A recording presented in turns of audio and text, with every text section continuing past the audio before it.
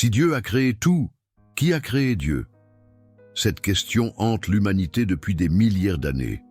Les philosophes en ont débattu, les théologiens l'ont redouté, et la plupart des gens ont été sommés d'accepter simplement que la question n'a pas de réponse. Ou pire, que la poser prouve votre manque de foi. Mais en 1954, Albert Einstein a écrit une lettre qui contenait sa réponse à cette question précise. Une lettre tellement controversée que lors de sa vente aux enchères en 2018, quelqu'un a payé 2,9 millions d'euros pour la posséder. Pourquoi quelqu'un paierait-il autant pour une simple lettre? Parce qu'Einstein a révélé dans ses pages quelque chose qui remet en question tout ce qu'on vous a enseigné sur Dieu, la création et la nature de l'existence elle-même. Ce que vous allez entendre n'est pas la version édulcorée d'Einstein qui figure dans les manuels scolaires. Ce n'est pas le génie sympathique qui tirait la langue pour les photographes. C'est Einstein, le philosophe. Einstein, le mystique. Einstein, l'homme qui a passé ces dernières décennies à se débattre avec des questions auxquelles la science seule ne pouvait répondre. Et sa conclusion sur qui a créé Dieu pourrait vous perturber. Ou elle pourrait enfin vous apporter la paix que vous recherchez.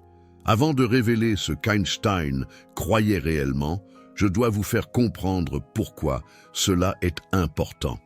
La question de savoir qui a créé Dieu n'est pas juste un jeu de mots philosophique, c'est le fondement sur lequel reposent toutes vos croyances sur l'existence. Si Dieu avait besoin d'un créateur, alors ce créateur aurait besoin d'un créateur, et ainsi de suite à l'infini. C'est ce qu'on appelle la régression infinie. Et si la régression infinie est réelle, alors peut-être n'y a-t-il pas de cause ultime, pas de but, pas de sens du tout. Tout est juste, sans aucune raison. Cette pensée terrifie la plupart des gens. Elle a aussi terrifié Einstein, du moins au début. Mais voici en quoi la réponse d'Einstein diffère de tout ce que vous avez entendu auparavant. Il n'a pas évité la question. Il ne s'est pas caché derrière le mystère ou la foi. Au lieu de cela, il a redéfini ce qu'est réellement Dieu. Et ce faisant, il a résolu le paradoxe d'une manière que ni les croyants ni les athées n'avaient anticipée. En avril 1929, le rabbin Herbert Goldstein a envoyé à Einstein un télégramme avec une question directe. Croyez-vous en Dieu? La réponse d'Einstein est devenue l'une des déclarations religieuses les plus analysées du XXe siècle. Il a répondu « Je crois au Dieu de Spinoza qui se révèle dans l'harmonie conforme aux lois de ce qui existe, et non en un Dieu qui se préoccupe du sort et des actions des hommes. » Cette seule phrase a tout changé. Mais la plupart des gens n'ont aucune idée de ce qu'elle signifie réellement. Qui était Spinoza et pourquoi Einstein a-t-il spécifiquement invoqué son nom? Baruch Spinoza était un philosophe hollandais du XVIIe siècle qui a été excommunié de sa communauté juive pour hérésie. Son crime? Il a proposé une idée tellement radicale que les autorités religieuses et laïques ont voulu le faire taire. Spinoza a soutenu que Dieu et la nature ne sont pas deux choses distinctes. Ce sont la même chose. Dieu est nature, la nature est Dieu. Il n'y a pas de créateur surnaturel qui existe en dehors de la création. Le créateur et la création sont une seule et même substance unifiée. Ce n'est pas de l'athéisme, c'est quelque chose de bien plus profond. Spinoza appelait cela Deus sive natura, ce qui signifie Dieu ou nature. Le « ou » n'est pas un choix entre deux options, c'est une équation. Dieu égale la nature. Quand vous regardez un coucher de soleil, vous regardez Dieu. Quand vous étudiez la physique, vous étudiez l'esprit de Dieu. Quand vous sentez les battements de votre propre cœur, vous faites l'expérience de Dieu directement. Maintenant, vous pouvez comprendre pourquoi Einstein a embrassé cette idée si complètement. En tant que physicien, Einstein a passé sa vie à découvrir les lois mathématiques qui régissent l'univers. Chaque équation qu'il a découverte, chaque loi naturelle qu'il a révélée, était la preuve de ce que Spinoza appelait l'harmonie conforme aux lois du monde. Pour Einstein, faire de la science était un acte religieux. Non pas parce que la science l'a amené à croire en un personnage barbu sur un trône, mais parce que la science a révélé l'ordre époustouflant qui imprègne toute l'existence. Mais c'est là que cela répond à la question initiale. Si Dieu est la nature elle-même, alors demander qui a créé Dieu revient à demander qui a créé la nature. Et cette question a une signification très différente. Elle ne porte pas sur un être surnaturel, elle porte sur l'existence elle-même. Pourquoi y a-t-il quelque chose plutôt que rien? Einstein s'est débattu avec cette question toute sa vie. Dans son essai de 1949, « Comment je vois le monde ?»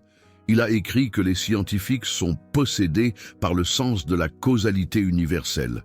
Chaque effet a une cause qui peut être découverte par des arguments rationnels. C'est le fondement de la pensée scientifique. Rien n'arrive sans raison. Chaque événement est le résultat d'événements antérieurs qui remontent dans le temps. Mais cela crée un problème. Si tout a une cause, qu'est-ce qui a causé la première cause? Si l'univers a commencé avec le Big Bang, qu'est-ce qui a causé le Big Bang? Et qu'est-ce qui a causé ce qui a causé le Big Bang? Cette chaîne de causalité semble remonter à l'infini. À moins qu'il n'y ait quelque chose qui n'ait pas besoin d'une cause, quelque chose qui est simplement, éternellement et fondamentalement. La théologie traditionnelle résout ce problème en disant que Dieu est cette cause incausée. Dieu existe nécessairement en dehors du temps, ne nécessitant aucun créateur parce que Dieu est simplement. Mais cela soulève une autre question. Si nous pouvons accepter que quelque chose existe sans être causé, pourquoi supposer que ce quelque chose est une divinité personnelle et consciente plutôt que l'univers lui-même? C'est exactement là où Einstein a atterri. Selon lui, l'univers lui-même, avec toutes ses lois mathématiques et son ordre harmonieux, est le fondement incausé de toute existence. Il n'y a pas de créateur distinct qui se tient en dehors de la création. La création est son propre fondement d'être. Les lois de la physique ne sont pas imposées par un législateur extérieur. Elles sont la nature inhérente de la réalité qui s'exprime sous une forme mathématique. Laissez-moi être très clair sur ce que cela signifie. Einstein n'était pas un athée au sens courant du terme. Il a explicitement dit qu'il ne pouvait pas être qualifié d'athée parce que le problème est trop vaste pour l'esprit humain. Mais il a également rejeté l'idée d'un Dieu personnel qui écoute les prières, intervient dans les affaires humaines ou récompense et punit les comportements. Dans une lettre de 1953, Einstein a écrit « Je ne crois pas à l'immortalité de l'individu et je considère que l'éthique est une préoccupation exclusivement humaine sans aucune autorité surhumaine derrière elle. » C'est l'Einstein qu'on ne vous enseigne pas à l'école.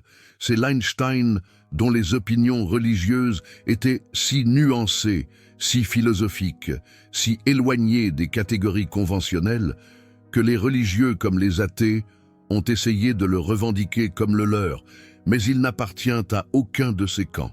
Il a tracé une voie médiane que la plupart des gens n'ont jamais même envisagée. Maintenant, laissez-moi révéler les implications plus profondes de la position d'Einstein. Si Dieu n'est pas un créateur distinct, mais est identique à l'univers lui-même, alors la question de savoir qui a créé Dieu se transforme en une question sur la nature de l'existence. Et ici, Einstein a trouvé quelque chose de remarquable. Dans son travail sur la relativité, Einstein a démontré que le temps n'est pas absolu. Passé, présent et futur ne sont pas des catégories rigides. Ils sont relatifs à l'observateur. Dans sa célèbre lettre à la famille de son ami de toujours, Michel Bessot, Einstein a écrit « Pour les gens comme nous qui croyons en la physique, la distinction entre le passé, le présent et le futur n'est qu'une illusion obstinément persistante. » Réfléchissez à ce que cela signifie. Si le temps lui-même est une illusion, si passé, présent et futur existent tous, simultanément, dans ce que les physiciens appellent un univers bloc, alors la question de savoir ce qui est venu en premier devient dénuée de sens. Dans une réalité intemporelle, il n'y a pas de premier, il n'y a pas d'avant et d'après dans un sens ultime. La chaîne de causalité qui semble exiger une cause première n'existe que de notre perspective limitée dans le temps. Vue de l'extérieur du temps, Du point de vue de l'univers lui-même, tout est simplement. Tous les moments existent éternellement. Le Big Bang et la mort thermique du cosmos sont également présents dans le tissu de l'espace-temps. C'est la réponse ultime d'Einstein à la question de savoir qui a créé Dieu. La question suppose un cadre de temps linéaire qui s'effondre au niveau les plus profonds de la réalité. Du point de vue de l'éternité, qui est la seule perspective disponible, à ce qu'Einstein appelait le Dieu de Spinoza, il n'y a pas d'événement de création. Il n'y a qu'existence, complète et entière, contenant tous les moments en elle-même. Je sais que c'est beaucoup à absorber, et je sais que cela contredit une grande partie de ce qu'on vous a peut-être enseigné. Mais considérez ceci, Einstein ne parlait pas en tant que philosophe amateur qui invente des choses. Il parlait en tant qu'homme qui a révolutionné notre compréhension de l'espace, du temps et de la réalité elle-même. Quand Einstein nous dit que la distinction entre le passé, le présent et le futur est une illusion, il n'offre pas une platitude spirituelle. Il décrit la structure mathématique de l'univers telle que révélée par ses propres équations. Si vous trouvez cette vidéo intéressante, si la perspective d'Einstein vous apporte quelque chose que vous n'avez pas trouvé ailleurs, le bouton Super Thanks est la façon dont vous pouvez soutenir la création de davantage de contenu comme celui-ci. Chaque contribution aide cette chaîne à continuer à vous apporter des idées que vous n'entendrez nulle part ailleurs. Et j'apprécie vraiment tous ceux qui choisissent d'aider de cette façon. Maintenant, laissez-moi partager quelque chose d'encore plus provocateur. Einstein croyait que cet ordre cosmique, cette harmonie mathématique qui imprègne toute existence, évoque une réponse émotionnelle spécifique chez ceux qui l'aperçoivent vraiment. Il l'appelait le sentiment religieux cosmique. Dans son essai de 1930, Religion et science, Einstein a écrit « L'individu ressent la futilité des désirs et des buts humains, ainsi que la sublimité et l'ordre merveilleux qui se révèlent à la fois dans la nature et dans le monde de la pensée. » L'existence individuelle l'impressionne comme une sorte de prison et il veut expérimenter l'univers comme un seul tout significatif. Relisez ça. Einstein décrit l'existence individuelle comme une sorte de prison.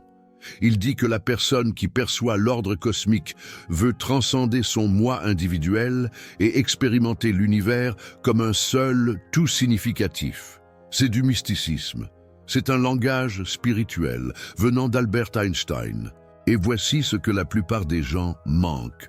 Einstein a explicitement dit que ce sentiment religieux cosmique est le motif le plus fort et le plus noble de la recherche scientifique.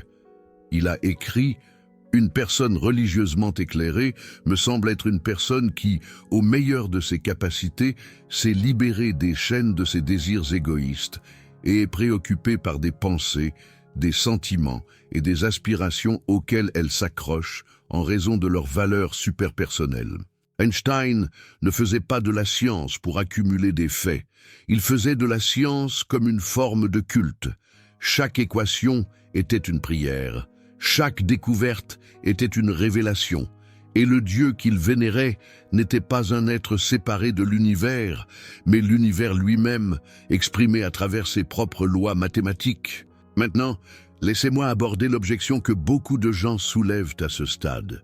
Si Dieu n'est que l'univers, s'il n'y a pas de divinité personnelle qui se soucie de nous, quel est l'intérêt de quoi que ce soit? Le Dieu d'Einstein offre-t-il un réconfort, des conseils, de l'espoir? Einstein s'est aussi débattu avec cette question. Dans sa célèbre lettre de 1950 à Robert Marcus, un père en deuil qui avait perdu son fils, Einstein a écrit au sujet de ce qu'il appelait l'illusion optique de la conscience. Il a dit « Un être humain fait partie du tout, appelé par nous univers, une partie limitée dans le temps et l'espace. Il se vit lui-même, ses pensées et ses sentiments comme quelque chose de séparé du reste, une sorte d'illusion optique de sa conscience. Cette illusion est une sorte de prison pour nous, nous limitant à nos désirs personnels et à l'affection pour quelques personnes les plus proches de nous.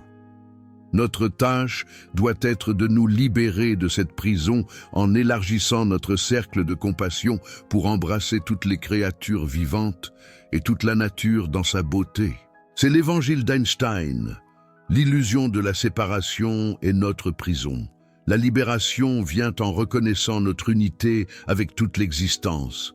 Et la compassion, l'élargissement du cercle d'empathie qui s'étend au-delà de nous-mêmes, est le chemin vers la liberté. Ce n'est pas du nihilisme, ce n'est pas un athéisme froid et dénué de sens. C'est une vision spirituelle profonde qui exige davantage de nous, pas moins. Quand vous réalisez que vous n'êtes pas séparé de l'univers, mais que vous êtes l'univers qui s'expérimente à travers un point de vue particulier, quelque chose change. Vos préoccupations mesquines semblent moins urgentes. Votre peur de la mort commence à se dissoudre. Votre sentiment de connexion à tous les êtres vivants s'approfondit. Vous cessez de demander ce que l'univers peut vous donner et vous commencez à demander ce que vous pouvez contribuer au tout. C'est ce qu'Einstein voulait dire quand il a dit que le comportement éthique devrait être basé sur la sympathie, l'éducation et les liens sociaux, ne nécessitant aucune base religieuse. Non pas parce que la moralité n'a pas d'importance, mais parce que la moralité véritable découle naturellement de la reconnaissance de notre unité fondamentale avec toute l'existence. Vous n'avez pas besoin de commandement d'un Dieu extérieur quand vous réalisez que nuire à un autre être, c'est, littéralement, vous nuire à vous-même. Laissez-moi revenir à la question originale. Si Dieu a tout créé, qui a créé Dieu? La réponse d'Einstein, la question elle-même est basée sur un malentendu. Si Dieu est identifié à l'univers lui-même, à l'harmonie mathématique et à l'ordre légal qui imprègne toute existence, alors Dieu n'a rien créé parce que Dieu n'est pas séparé de la création. Création et créateur ne font qu'un. Les lois de la physique ne nécessitent pas un législateur externe, parce qu'elles sont la nature inhérente de l'existence qui s'exprime. Et du point de vue de l'éternité, qui est la seule perspective disponible à ce qui est vraiment. Il n'y a pas de cause première parce qu'il n'y a pas d'avant et d'après. Le temps lui-même est une caractéristique de l'univers manifesté, pas quelque chose qui le précède. Demander ce qui est venu avant le temps, c'est comme demander ce qui est au nord du pôle Nord. La question contient sa propre incohérence. Ce n'est pas une esquive. Ce n'est pas éviter la question difficile. C'est reconnaître que certaines questions se dissolvent lorsqu'on les comprend correctement. Le paradoxe de savoir qui a créé Dieu n'est un paradoxe que si l'on s'accroche à certaines suppositions sur ce qu'est Dieu et sur la façon dont le temps fonctionne. Abandonnez ces suppositions et le paradoxe s'évapore. Je veux vous laisser avec une dernière pensée d'Einstein. Dans son essai de 1930, « Comment je vois le monde », il écrivait « La plus belle expérience que nous puissions avoir est le mystérieux. C'est l'émotion fondamentale qui se trouve au berceau de l'art véritable et de la science véritable. Quiconque ne la connaît pas et ne peut plus s'émerveiller, ne peut plus s'étonner, est aussi bon que mort, et leurs yeux sont obscurcis. » Einstein n'a jamais perdu son sens de l'émerveillement. Même après des décennies à découvrir les secrets mathématiques du cosmos, il est resté émerveillé par l'ordre mystérieux qui se révèle à une investigation patiente. Il a appelé cette admiration un sentiment religieux cosmique, et il croyait qu'il était accessible à quiconque était prêt à regarder assez profondément la nature des choses. Alors, la prochaine fois que quelqu'un vous demandera qui a créé Dieu, vous pourrez partager la réponse d'Einstein. Dieu, compris comme Spinoza le comprenait, n'est pas un être qui a été créé. Dieu est l'existence même, l'harmonie légale de tout ce qui est, l'ordre mathématique qui rend l'univers compréhensible. Ce Dieu n'a pas eu de commencement, parce que ce Dieu est le fondement sur lequel tous les commencements et toutes les fins se produisent. Ce Dieu n'a pas besoin d'un créateur, parce que ce Dieu est le tissu de la création elle-même. Et si cela vous laisse insatisfait, si vous voulez toujours une divinité personnelle qui écoute, qui se soucie et qui intervient, Einstein comprendrait. il a explicitement dit que ses opinions n'étaient pas pour tout le monde, mais il a également suggéré que le sentiment religieux cosmique, une fois expérimenté, offre quelque chose que la religion personnelle ne peut pas fournir. Une libération de la prison du moi, un sentiment d'unité avec le tout, une paix qui ne vient pas de la croyance qu'un être puissant est de votre côté, mais de la reconnaissance qu'il n'y a pas de côté, seulement l'une vaste existence dont vous êtes une partie inséparable. C'est ce que Einstein croyait. C'est ce qu'on vous dit rarement sur le plus grand scientifique du XXe siècle. Et maintenant, vous savez, que pensez-vous de la réponse d'Einstein ? Est-ce qu'elle vous satisfait ou est-ce qu'elle soulève plus de questions? Est-ce que le Dieu de Spinoza vous semble être une vraie religion ou est-ce que cela ressemble à de l'athéisme avec des étapes supplémentaires? Je veux connaître votre réaction honnête, commentez ci-dessous avec vos pensées et rappelez-vous, lorsque vous êtes en désaccord, c'est à ce moment-là que les conversations les plus intéressantes se produisent. Je réponds aux commentaires dans les premières heures, alors n'attendez pas.